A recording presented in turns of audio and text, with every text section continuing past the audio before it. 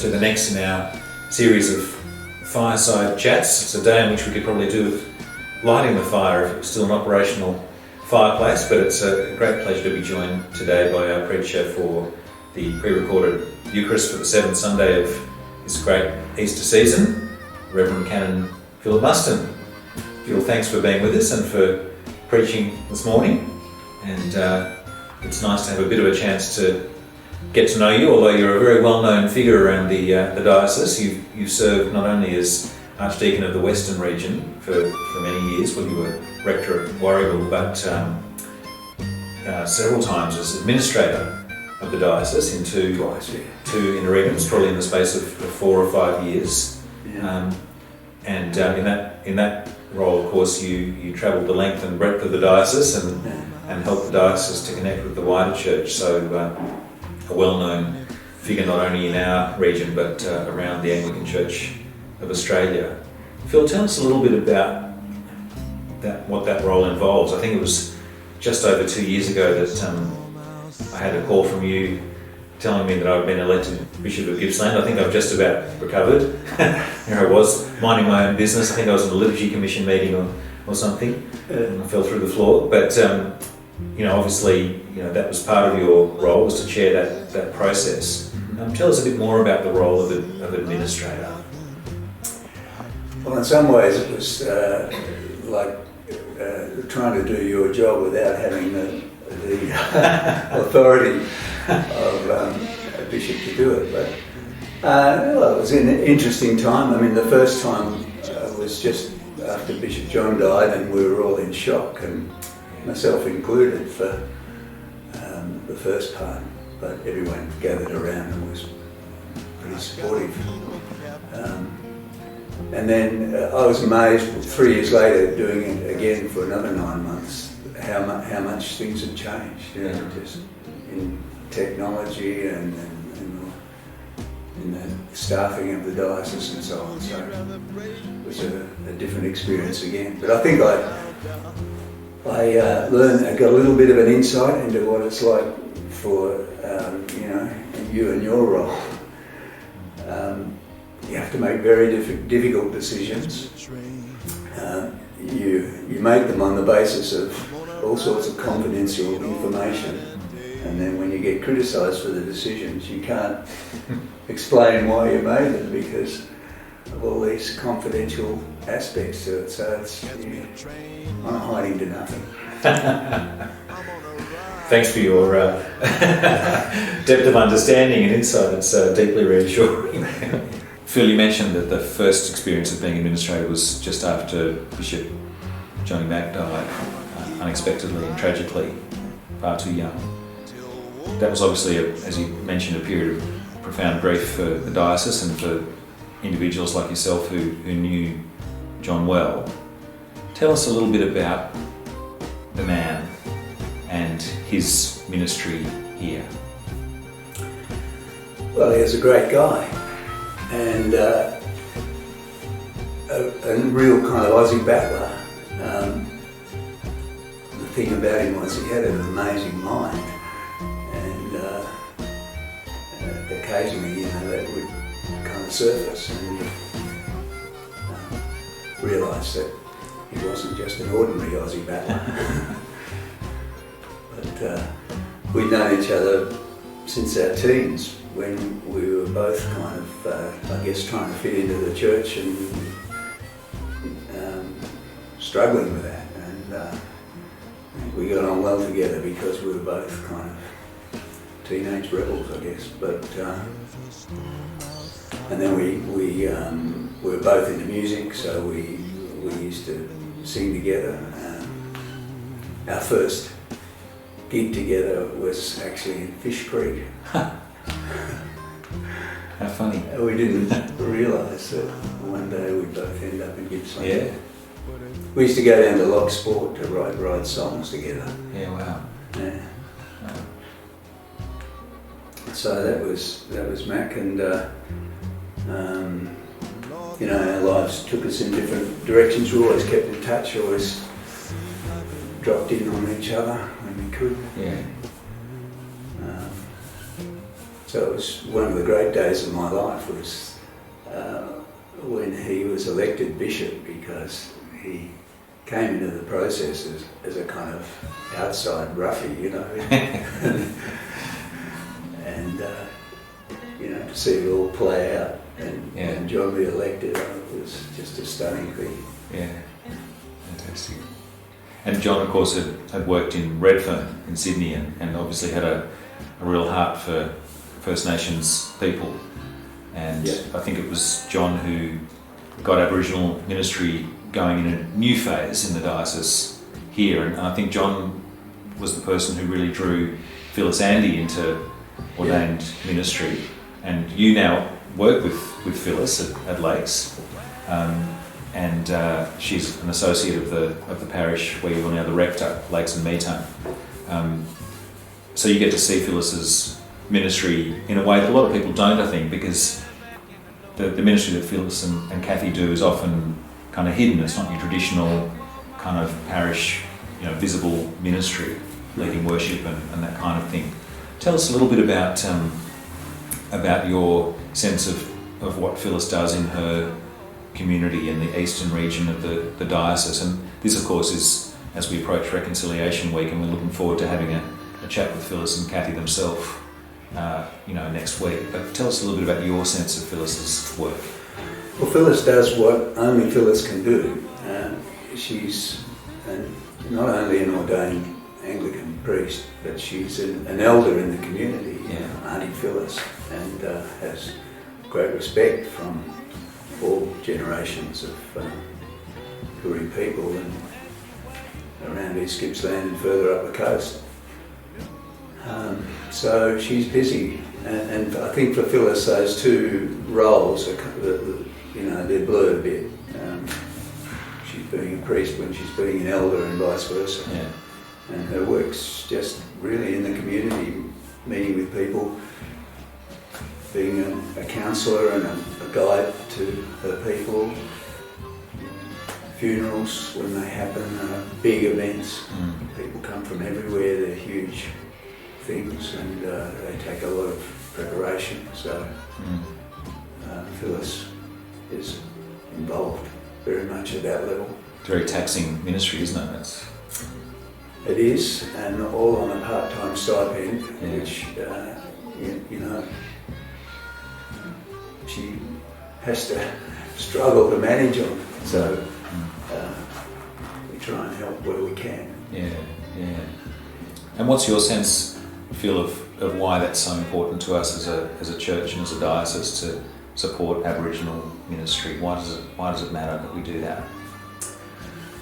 Well, they're the people who've been in Gippsland for somewhere between 40 and 60,000 years. And we're all Johnny-come-latelys.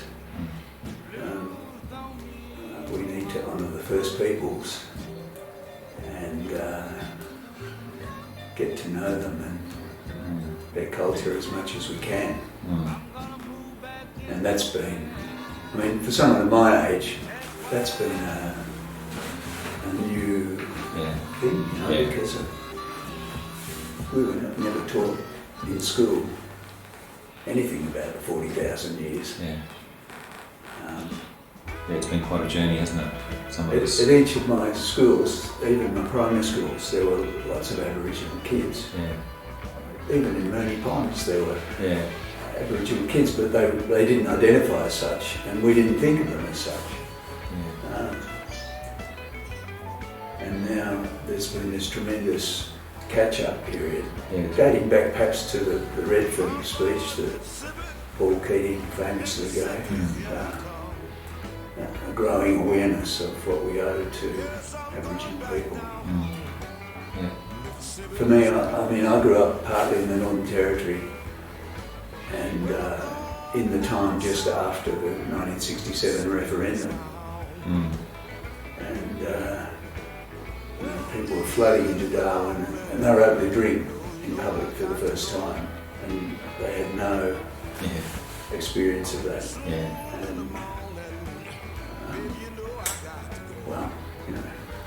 it was hard for a boy from Melbourne to adjust to some of the things I saw, and just the difficulties of the two cultures trying to come together. And yeah. Tell us a bit about the boy from Melbourne. You come from a clerical line, and tell us a bit about your spiritual journey, I guess, and your sense of vocation to ordained ministry. You mentioned those early struggles. Talk us through that a little bit. Well, St Thomas's in Moonee Ponds was the church where I was from the age of 8 till about 14, and that was a great parish. It was kind of an evangelical Anglican parish. My dad's journey in life was more away from his Sydney evangelical background towards a kind of more middle of the road or Catholic kind of Anglicanism. But at that stage, I guess my early influences were in a Sunday school and an evangelical church. And I can't remember much about what they told me, but I went in there. And I was confirmed at the age of 13, and that was a big day. My godparents came down from Sydney for it. But then, we moved to Darwin, where I spent my teenage years, in the time when it was a kind of a frontier town still. And then back to Sydney. Well, they sent me to an Anglican school in Sydney where I lasted about 6 months because you can edit this if you want. No way. Yeah. In chapel we used to pray for the Liberal Party, So I think I kind of came to an adult faith partly through reading, but also partly through the Jesus movement of the late 60s and early 70s. And it was at that level that I kind of connected with Johnny Mac, because we were both involved in that and really finding it hard to be a member of a local church. I tried various local churches, Church of Christ, a couple of Anglican churches. We were kind of loosely connected with St Hilary's and Kew. But we were both in the music here, so we got involved in musical type ministries together. And the call to ordination, how did that kind of come about? Well, slowly for me. I was a journalist for 4 or 5 years, mainly on the Sun, Newspeak Territorial in Melbourne, and that was great. And that was an experience of, getting to know what the world was like.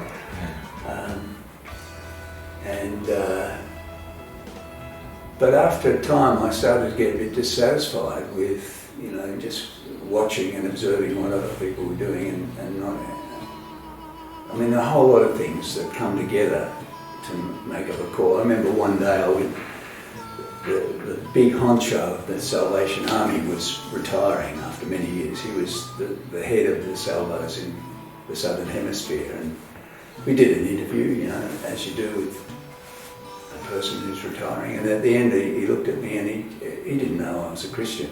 He just looked at me and said, "When are you going to stop writing up the bad news and start spreading the good news?" And there were 2 or 3 little things like that really started me questioning and thinking. And I went to college, initially paying my own way just because I wanted to study some theology. And I went to a college in England that made that possible. And it was during that time I could relate more to the English evangelical tradition in some ways than to local context. And I just sensed a call, I think, during that time.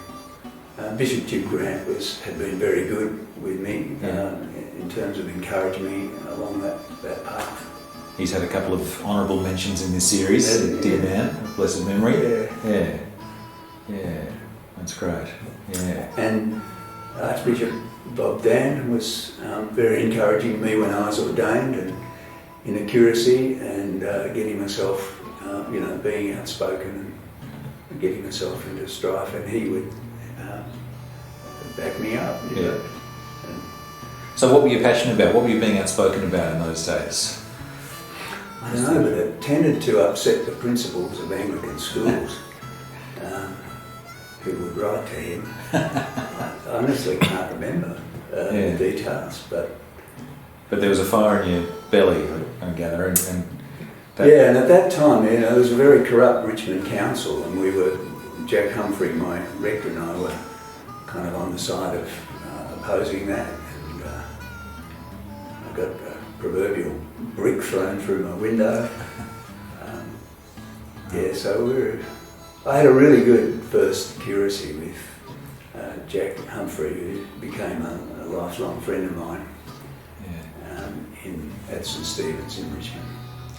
They're important, those experiences, aren't they? Those formative times when you've got a good mentor like that early in ministry. We've really got to make sure we keep providing that for people, don't we? Yeah.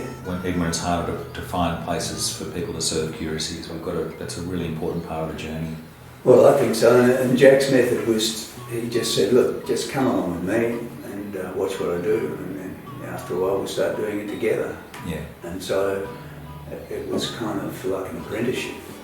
Yeah, some things are caught and not taught, aren't they? Mm. Yeah, some of the most important things. That fire in your belly came through in your preaching today, Phil, thank you, and we're in that funny space in the calendar, aren't we, between Ascension Day and Pentecost, that kind of 10 days where Jesus has ascended, and you helped us through that imagery this morning, and yet the Spirit hasn't come liturgically speaking, and it feels a little bit like we're in that space in real time too, doesn't it? We're in this kind of weird liminal, interstitial kind of space coming out of COVID-19 into we don't quite know what. And you used a great image about COVID-19 as a kind of perhaps a final nail or a further nail in the coffin of Christendom, and it's a very striking image. Tell us why that's good news. Well, it's good news because we can no longer depend on the old tried and true traditions. Look, they're good, and I appreciate them as someone who grew up in the Anglican Church, but I know that they don't communicate with so many, especially younger people who know nothing about them. Yeah. And I think, closing up the churches and keep our older people getting used to staying home, I mean,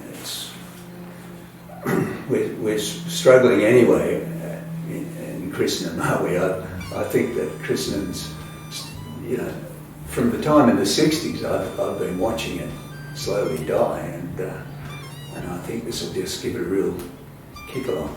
But, you used the word liminal. I think liminal's good. John Smith taught me that. The God Squad leader is another mentor of mine. That liminal is great because it just cuts us off from our support systems. It forces us to ask the big questions and be listening to God and crying out, help, where do we go from here?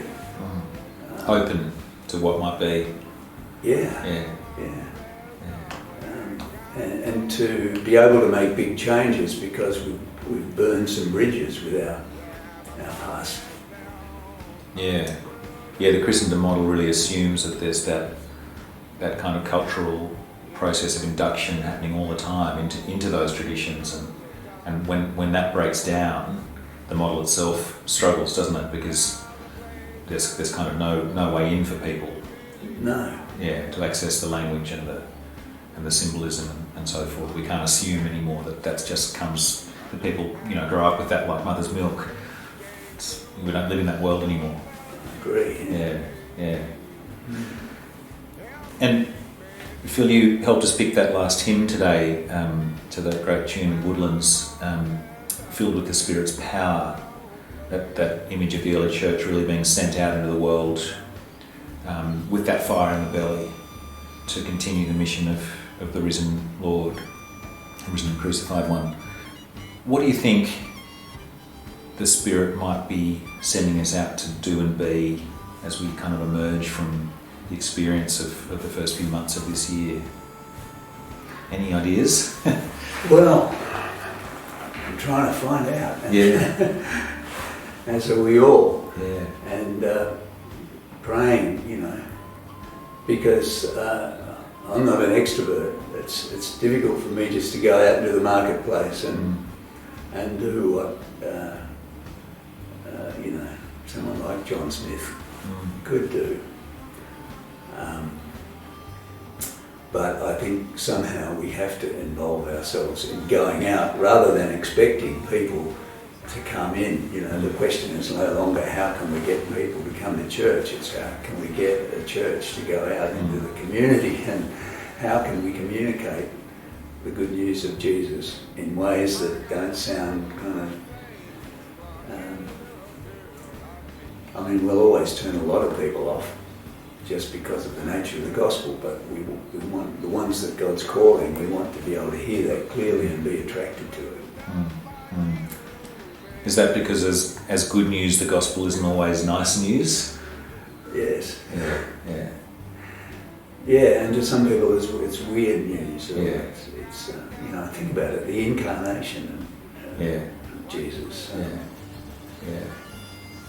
I've done a lot of reading, you know, during the lockdown, the church before Constantine, because I think that's what it's going to be like for us in the next period. And the kind of pre-Christendom model. Yeah.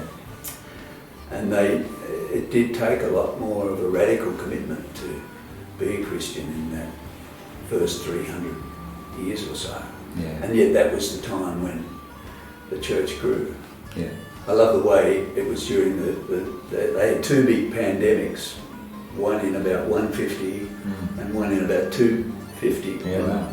The church really grew through them because the Christians loved one another. You know, they looked after. They didn't run away to the hills. They stayed, partly because they were so poor, and looked after each other. And then as they got immunity, you know, their neighbours, pagan neighbours, would come running to them and wanting to be looked after too, especially if their relatives had all gone, headed for the hills. So interesting. The church, you know, grew in great strides through those pandemics, and I don't know quite how that relates to ours today, but it can be good news for the church even when it's bad news generally.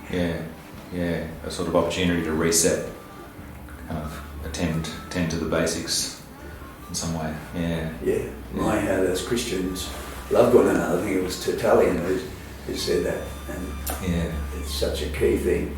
Yeah, and there was a line in that hymn that unity might be our one desire, our great desire, I think. So. Yes, a reminder in the gospel this morning that unity is important. Yeah. Growing together in unity as well as all the other things. Yeah, it's easy to get distracted by some of the things that feel a bit peripheral in a context like this. Yeah. Well, Phil, I think, you know, having the right questions is a really important part of any journey towards an answer, and you've really helped us to sharpen our questions today in your preaching and in your conversation this morning. So we're really grateful to you for breaking open the Word with us and for us, and for all that you do as a wonderful servant of the diocese and of the Anglican Church more generally. So good on you for being part of the fireside chat today. Thanks, Bishop. My privilege. Cheers.